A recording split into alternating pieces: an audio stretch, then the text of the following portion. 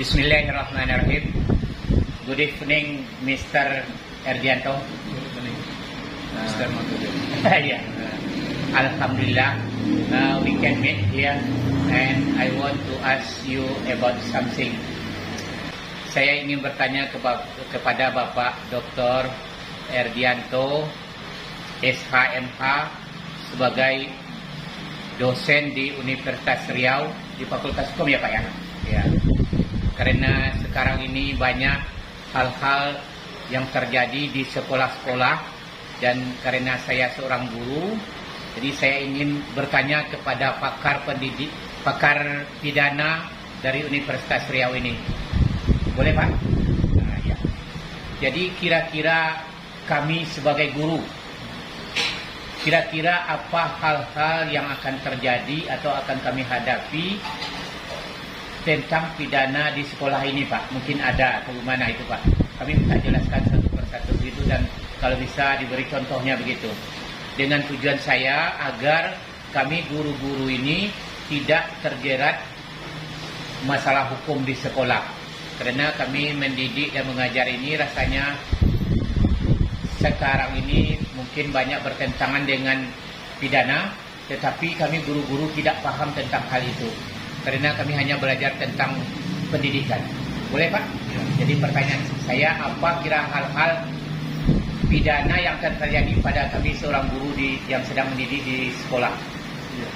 Ya, terima kasih Pak Makudu. Jadi kalau di sekolah kemungkinan terjadinya tindak pidana ya sebenarnya macam-macam. Ya.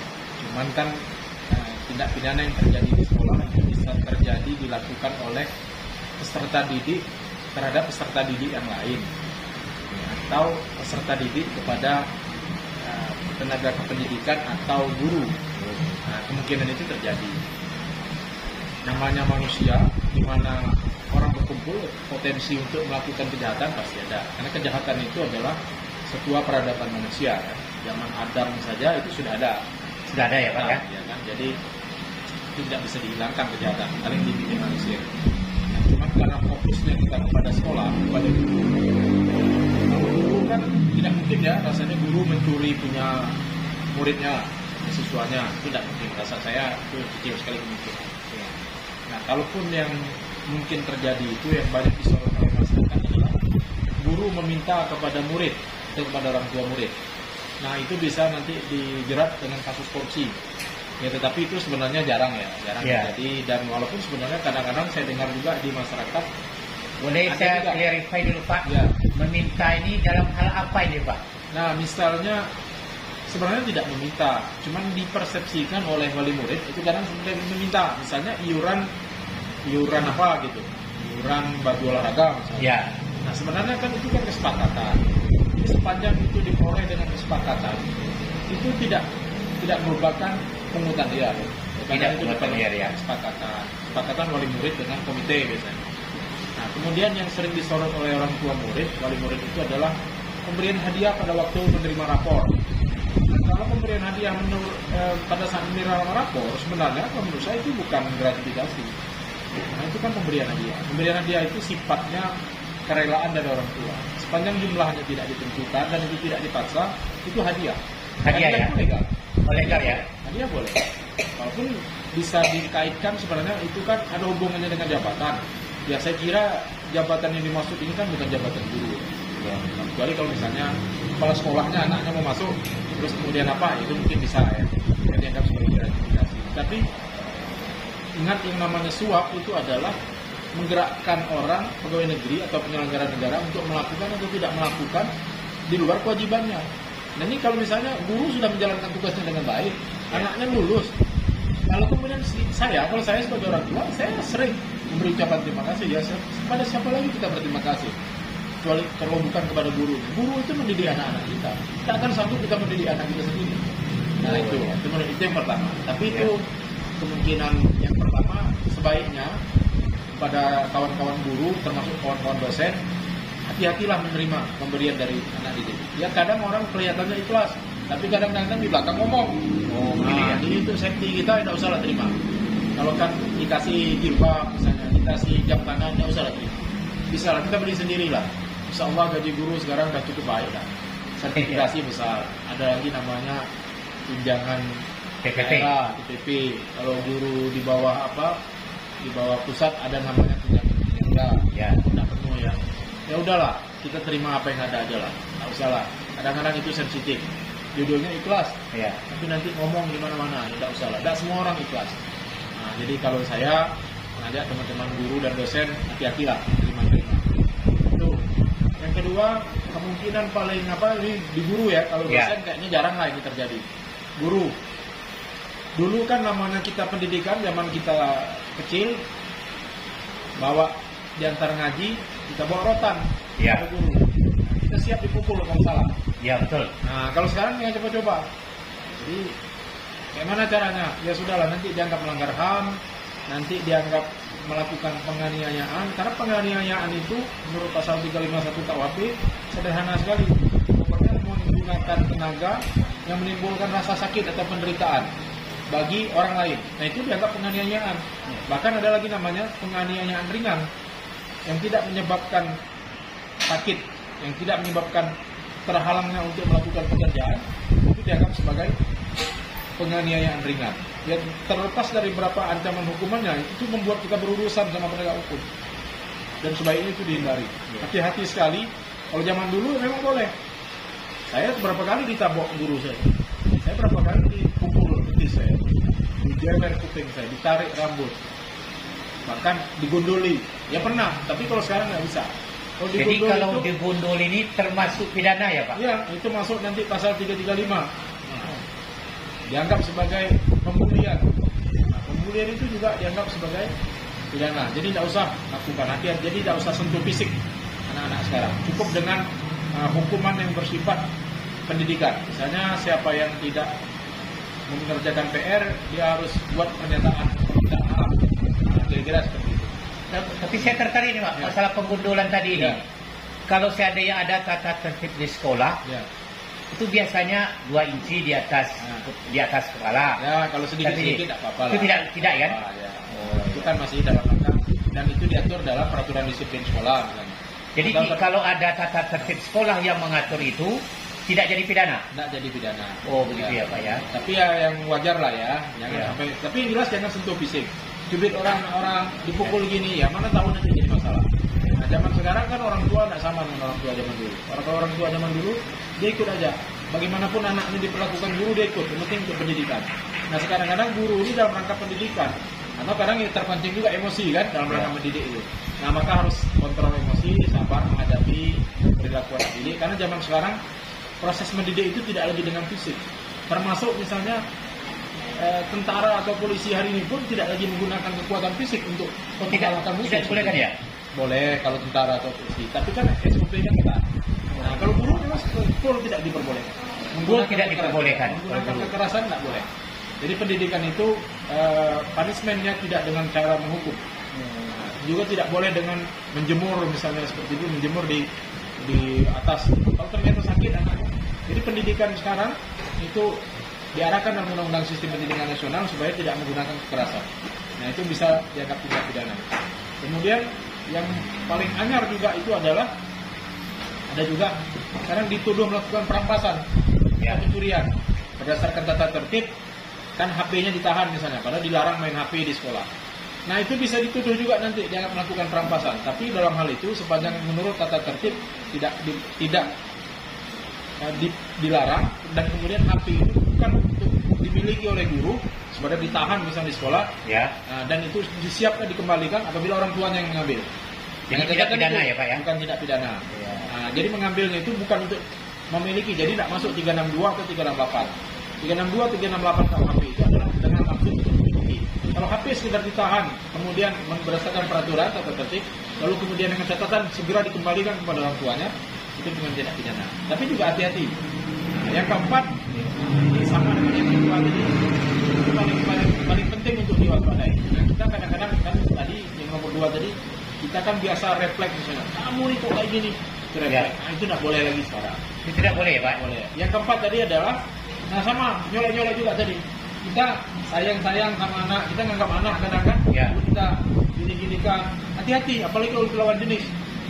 dia tidak suka, itu bisa dianggap pencabulan. Apalagi kalau anak SMA ya, anak SMA itu 18 tahun ke bawah. Iya. Biasanya kan, 18 tahun ke bawah itu di bawah Undang-Undang Perlindungan Anak melakukan pencabulan terhadap anak yang umurnya di bawah 18 tahun, ancaman pidananya minimal 5 tahun, Aduh. maksimal 15 tahun. Nah, jadi Aduh. gini-gini aja kalau dia tidak suka, dia lapor, nah bisa. Nah, maka hati-hati, kadang-kadang kita hati-hati dalam menyentuh sesuatu yang bagian khususnya sensitif atau yang tidak sensitif pun, tapi sepanjang si anak merasa tak suka, tak nyaman, nah itu bisa dianggap sebagai dianggap sebagai tidak pidana. Nah, Ada itu satu lagi hal Pak, Ya. saya tidak jelas ini, Ya. cuma saya pernah dengar. Jadi saya minta clarify dengan Bapak. Kalau seandainya seorang guru mencaruti siswa, semuanya mencaruti ya, atau mengeluarkan kata-kata porno, apakah itu termasuk pidana? Ya, kalau mengeluarkan kata-kata seperti itu, kata-kata makian seperti itu bisa dianggap pidana, masuk dalam pasal 315 KUHP. Nah, itu namanya penghinaan ringan. Penghinaan ringan. Ya, kalau itu dilakukan di depan murid-murid yang lain, termasuk membuli juga, Pak. Kamu bodoh, kamu apa, itu nggak boleh. Nggak boleh ya? Nah, kalau kita dulu ya biasa, kita dulu, pokoknya kita pasrah, begitu masuk lingkungan sekolah, kita pasrah mau lihat apa pakai guru. Ya saya pun berapa kali dibilang bodoh oleh guru, dibilang, karena ada guru saya bilang, kamu nih, macam kamu nih, dia tanya, kamu mau jadi apa? Saya bilang, saya mau jadi profesor. Macam kamu nih mau jadi profesor, tulis kuping saya. Iya. Takut seorang guru ngomong gitu. Ya, nyatanya alhamdulillah. Iya, saya- hampir profesor. mendekati Alhamdulillah. profesor gitu kan. Nah, jadi tidak boleh sekali-sekali guru tidak boleh merendahkan muridnya. Guru harus membangun semangat. Setiap murid itu pintar. Tidak ada yang bodoh. Tidak ada yang bodoh ya. Tidak boleh guru memberi nilai jelek kepada mahasiswa, kemudian menghina siswa, itu tidak boleh. Nah, kalau saya ngajar ya, saya tidak pernah menghukum mahasiswa yang terlambat. Siapa yang terlambat, silakan. Kamu terlambat, ya sudah. Kamu terlambat, kamu tidak dapat ilmu dari saya, karena saya tidak akan mengulang pelajaran. Saya tanamkan kerja, kamu jangan terlambat takut saya usir, tidak. Kamu terlambat, tidak mau terlambat, karena tidak dapat pelajaran dari saya sejak start. Kenapa nonton bola kita datang nonton di tengah-tengah? Kita mau nonton sejak kick off. Kenapa ketika mengajar Anda tidak mau? Kalau mereka tidak mau, kalau mereka mengantuk, kalau mereka terlambat, saya intervensi. Artinya apa yang saya ajarkan dan bagaimana cara saya mengajar tidak menarik bagi mereka. Nah, itulah pintar-pintar kita kreatif. Bagaimana membuat peserta didik kita kreatif dan peserta didik kita bertanya, pancing emosi mereka, pancing keingintahuan mereka, pancing adrenalin mereka untuk bertanya. Itu tugas kita para pendidik. Nah, pertama kalau di kelas masih baik, mungkin guru seperti itu juga. Maka ada tujuan institusional sekarang. Kalau saya pancing, kenapa misalnya saya mengajar sosiologi hukum? Saya tanya, mengapa kita harus belajar sosiologi hukum?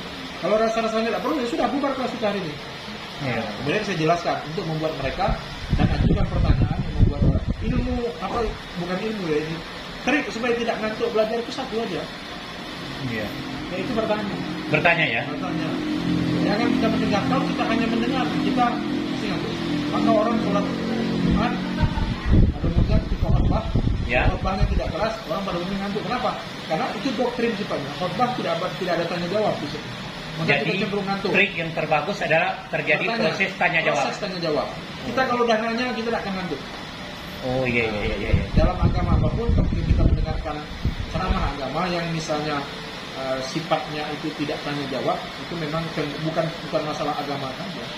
Semua ketika kita mendengarkan orang berbicara dan pembicaraannya itu bukan hal baru Iya. dan pembicaranya tidak berapi-api, maka itu akan menyebabkan kita ngantuk. Itu manusiawi kita. Jadi itu bukan sesuatu yang wajar. Maka cara mengatasinya itu yang harus kita cari. Bagaimana supaya kita tidak ngantuk? Nah, kalau ceramah-ceramah agama artinya para khotbah itu harus berapi-api dan harus punya hal-hal baru untuk membuat jamaah tidak ngantuk. Tapi kalau hal yang sudah sering disampaikan tentu cenderung membuat jamaah ngantuk. Begitu juga peserta didik. Ya. Mohon maaf Pak Dokter, saya ingin bertanya satu hal. Sekarang kan sedang marak, mohon maaf, mungkin di sekolah tertentu, mungkin masalah pencabulan ini. Bagaimana kalau pencabulan sesama siswa? Apakah itu juga pidana atau bagaimana itu? Pidana juga. Ya, pidana juga. Walaupun dia belum dewasa, kan dia tetap bisa dipidana. Cuman hukumannya dikurangi sepertiga daripada orang dewasa. Banyak kasus itu. Oh, banyak kasus itu ya. Ya, hati-hati itu, maka dididik. Saya di kelas walaupun mahasiswa saya bilang hati-hati. Apalagi jika teman perempuan kamu atau teman laki-laki kamu umurnya di bawah 18 tahun. Karena sama, ancaman pidana mencabuli dengan menyetubuhi itu sama. Sama ya? Minimal 5 tahun, maksimal 15 tahun. Hati-hati. Jadi hati-hati sekali. Ini pasal yang harus kita tahu semua ya, jangan sampai kita terjerat. Saya dengar kata-kata guru saya, ya, semua orang mungkin dapat menghindarkan diri dari melakukan kejahatan, tapi tidak seorang pun dapat menjamin dirinya tidak menjadi tersangka. Kita mungkin merasa ya kayak mukul pakai tangan, bagaimana menganggap itu sesuatu yang wajar selama ini, selama bertahun-tahun, tapi sekarang aturan sudah berbeda. Itu bukan lagi. Jadi tidak ada kekebalan guru dalam hal melakukan itu. Tidak ada kekebalan guru ya. Yang ada kekebalan itu, imunitas itu adalah dalam hal proses pendidikan, ya. Seperti tadi misalnya HP-nya disita oleh guru. Nah, kemudian tapi dengan proses bukan untuk dimiliki. Nah itu kekebalannya dalam hal seperti itu. Termasuk kekebalan guru itu adalah ketika dia berpendapat menyampaikan sesuatu di kelas. Yang mungkin pendapatnya itu dianggap sesuatu yang bertentangan dengan pemerintah, itu boleh. Jadi itu imunitasnya gitu. Kalau pukul anak orang nggak ada imunitas. Tidak ada imunitas ya. Apalagi mencabuli. Apalagi mencabuli ya. Ya, semoga kita guru-guru dihindari dari kejadian-kejadian ini ya Pak Dokter ya. Kita bermohon kepada Tuhan jangan terjadi. Assalamualaikum warahmatullahi wabarakatuh.